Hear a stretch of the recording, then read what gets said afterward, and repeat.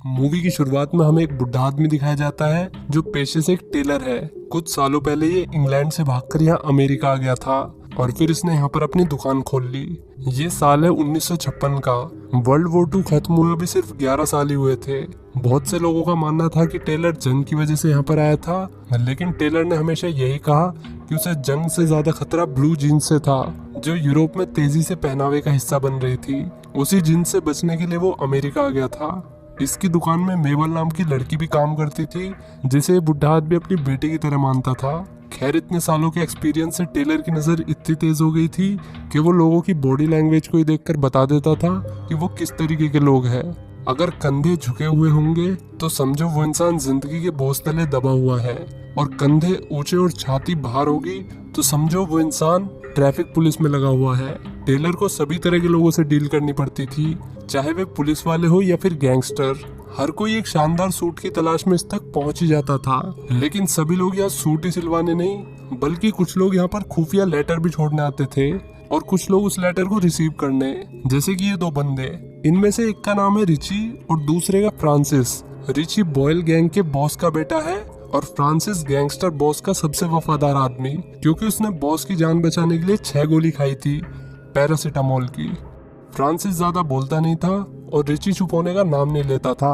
खैर, फ्रांसिस को एक इम्पोर्टेंट लेटर मिल गया और फिर उसने टेलर को बाहर निकालने का इशारा किया। रिची ने फिर टेलर को बाहर जाने के लिए कहा।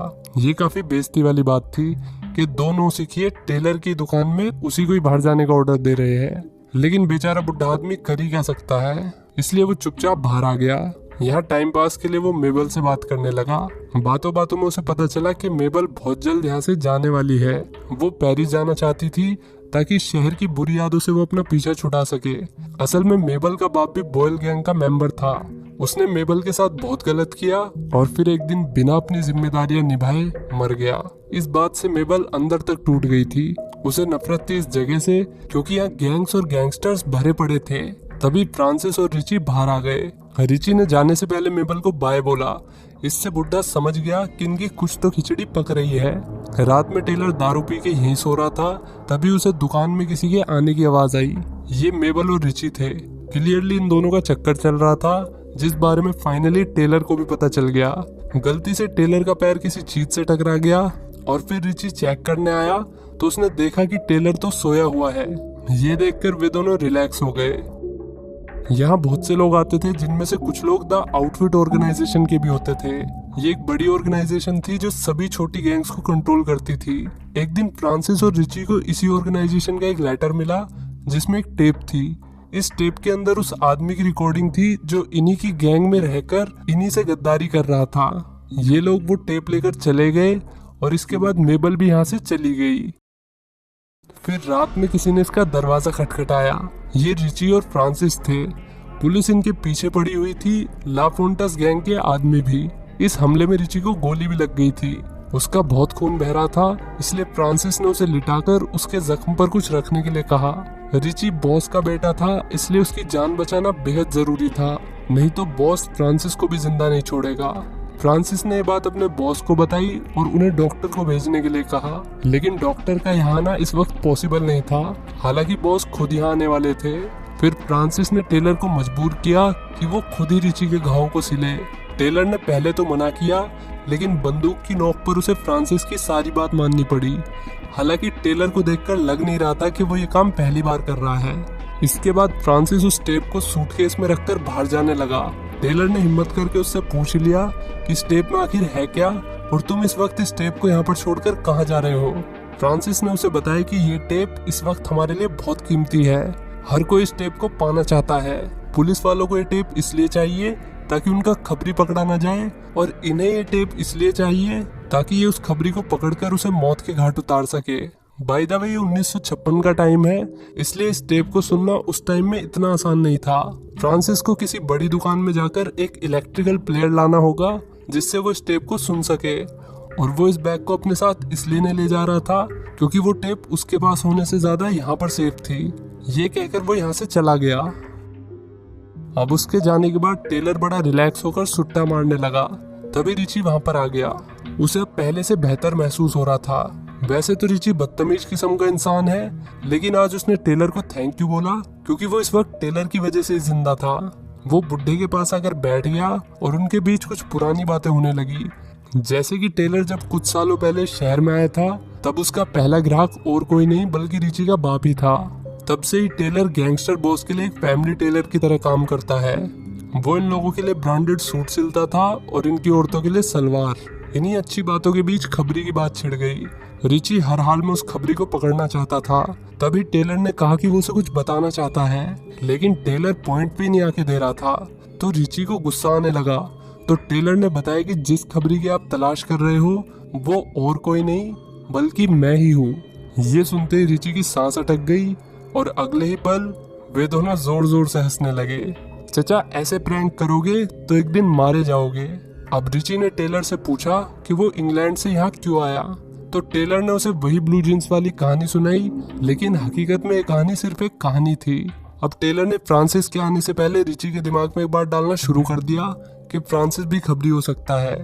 हालांकि ये बात उसने डायरेक्टली नहीं बोली बल्कि इनडायरेक्टली बोली, जैसे कि इतने बड़े शूट आउट में फ्रांसिस को कोई गोली क्यों नहीं लगी, या फिर फ्रांसिस इस वक्त कहाँ गया है। वो सेम फ्रांसिस के आने के बाद उसके भी कान भरने लगा कि मास्टर रिची आपके बारे में उल्टा सीधा बोल रहे थे। उन्हें शक है कि आप ही वो खबरी हो। कुल मिला के टेलर ने दोनों में चाबी भर दी थी और उसने इतने प्यार से चाबी चलाई थी कि उन दोनों को पता भी नहीं चला। अब रिची और फ्रांसिस आमने सामने आ गए। रिची ने पहली बात ये बोली कि तुम काफी लकी हो फ्रांसिस, जो तुम्हें एक भी गोली नहीं लगी।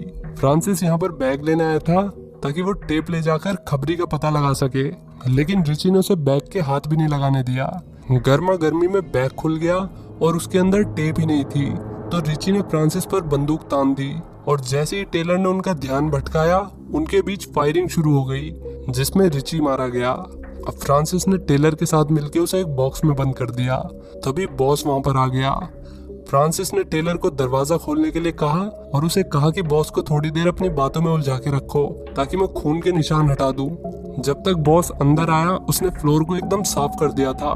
बॉस ने पहले तो उसका हालचाल पूछा और फिर अपने बेटे के बारे में पूछा। तो फ्रांसिस ने उसे कह दिया कि रिची तो कुछ देर पहले निकल गया है। उसने बॉस को पट्टी बढ़ा दी कि रिची ने उसकी एक भी बात नहीं सुनी और वो अकेले यहाँ से चला गया। बॉस को ये बात कुछ हजम नहीं हुई, हालांकि उसे वैसे भी कुछ हजम नहीं होता था, लेकिन ये बात तो काफी अजीब थी क्योंकि रिची के गोली लगी हुई थी और बाहर पुलिस भी उन लोगों को ढूंढ रही थी। ऐसे में यहाँ से अकेले बाहर जाने का कोई सेंस ही नहीं बन रहा था। फिर भी उसने फ्रांसिस की बात पे यकीन कर लिया क्योंकि एक टाइम पे फ्रांसिस ने उसके लिए 6 गोली खाई थी। अब बॉस ने फोन करके अपने आदमियों को काम पे लगा दिया। इधर बॉस का आदमी उसी बॉक्स पर बैठ गया जिसमें रिची की लाश पड़ी हुई थी। ये देखकर फ्रांसिस के चेहरे पर 12 बज गए। उसे डर था कि बॉस को रिची के बारे में पता चल जाएगा और फिर बॉस का ये आदमी अपनी शॉटगन में से सारी गोलियां उसके अंदर उतार देगा। इसलिए फ्रांसिस ने बॉस को यहाँ से चलने के लिए कहा। उसने बॉस को सुझाव दिया कि उन्हें रिची को ढूंढना चाहिए, यहाँ बैठने से काम नहीं चलेगा। लेकिन बॉस ने उसे अकेले जाने के लिए कहा क्योंकि बॉस के आदमी का कॉल यहीं पर आने वाला था, इसलिए उसने यहीं रुकने का फैसला किया। फ्रांसिस का पासा उसी पे उल्टा पड़ गया। इसके बाद टेलर और गैंगस्टर बॉस के बीच काफी सारी बातें हुई। यहाँ जो कुछ भी हुआ था टेलर ने उसके बारे में बॉस को कुछ नहीं बताया, लेकिन जब बॉस ने रिची का कोट टंगा हुआ देखा तो उसने टेलर से एक ही सवाल पूछा कि दिसंबर की ठंड में रात के 1 बजे कोई बिना कोट के कैसे बाहर जा सकता है। टेलर पर इसका कोई जवाब नहीं बना और फिर मजबूरी में वो सच्चाई बताने वाला था। तभी फ्रांसिस मेबल को लेकर यहाँ पर आ गया। उसने कहानी बनाई कि मेबल ही वो खबरी है और वो सब जानती है। यहाँ से रिची उसी के पास गया था, ऐसा फ्रांसिस ने कहा। बॉस को उसकी बात पर यकीन भी हो गया क्योंकि मेबल भी यही दूसरी गली में रहती थी और अगर रिची बिना कोट के बाहर जाएगा तो जरूर वो पास में ही कहीं गया होगा।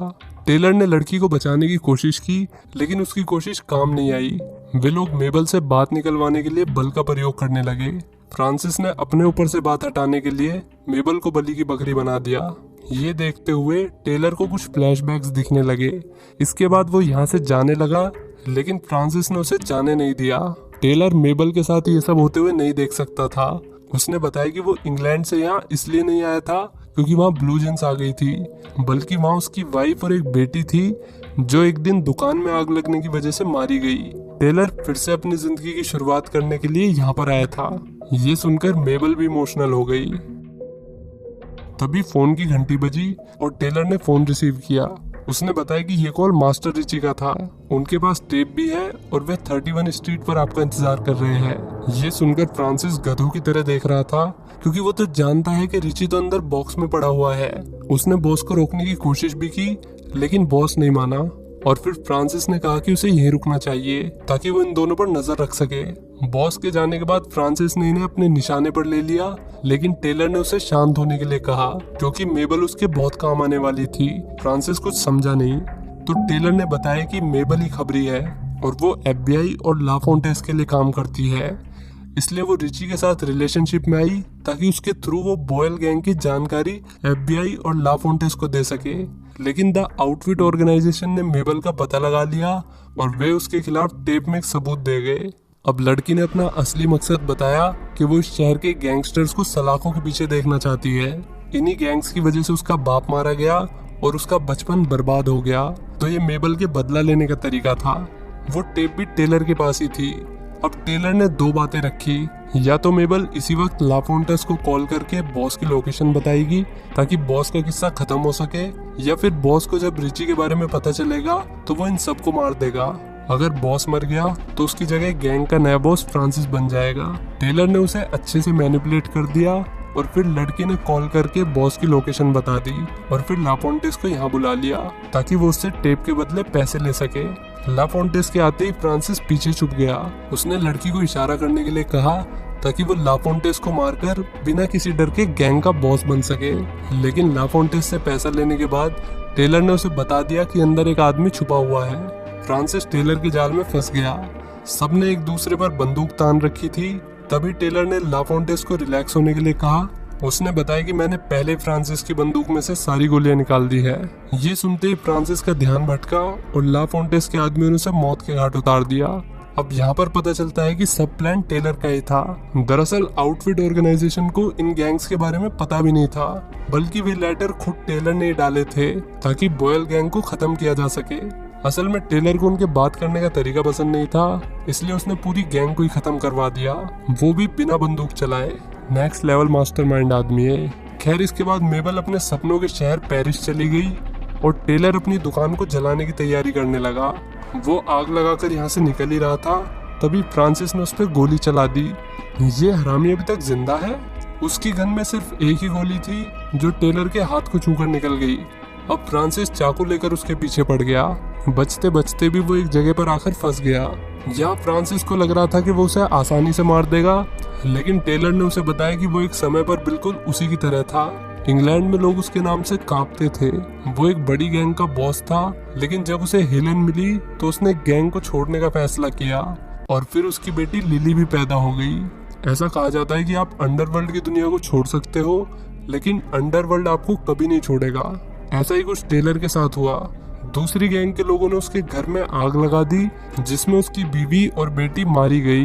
हालांकि टेलर ने उनका बदला ले लिया, लेकिन बदला लेने के बाद भी उसकी जिंदगी में रद्दी भर भी सुकून नहीं आया। उसी सुकून की तलाश में वो गैंगस्टर से टेलर बन गया। इसके बाद फ्रांसिस ने उस पर हमला कर दिया, लेकिन टेलर बहुत खतरनाक आदमी था।